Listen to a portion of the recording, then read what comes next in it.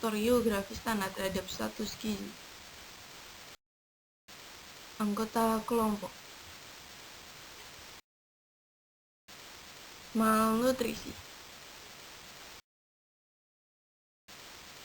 Malnutrisi adalah suatu keadaan di mana seseorang ini kekurangan zat atau kelebihan atau ketidakseimbangan. Nah, malnutrisi ini dapat terjadi pada siapa saja, seperti balita dan juga lansia. Yaitu bisa jadi dengan kekurangan gizi dan nutrisi tidak seimbang. Nah, biasanya ada hubungannya dengan asupan makanan yang tidak memadai. Lalu yang kedua adalah obesitas atau kegemukan. Nah, umumnya itu disebabkan oleh faktor keturunan, metabolik, dan juga perubahan hormon pada tubuh.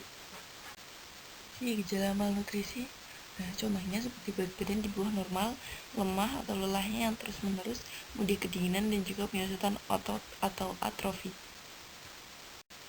Nah sih pencegahannya dengan cara melakukan terapi untuk menambah kekurangan cairan, juga elektrolit, mengatur pola makan, menjalani pola makan yang sehat, mengonsumsi makanan yang mengandung nutrisi, dan mengonsumsi minuman yang mengandung banyak kalori, menambah nutrisi tambahan dengan anjuran dokter atau ahli gizi.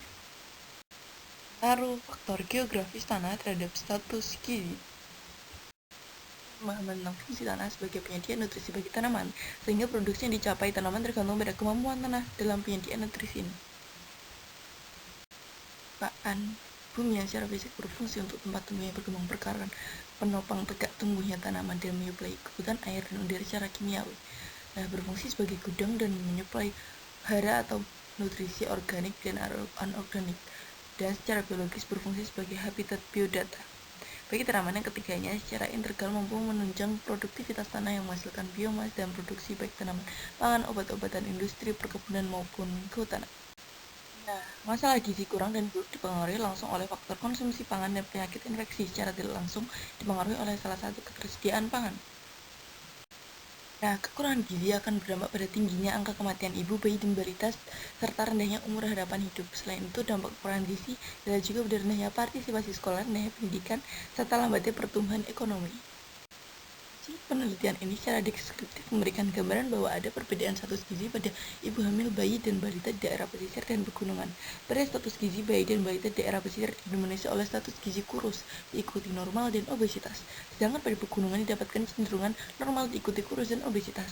Status gizi ibu hamil di daerah pesisir dan pegunungan didapatkan kecenderungan normal tetapi lebih didominasi oleh ibu hamil di daerah pegunungan.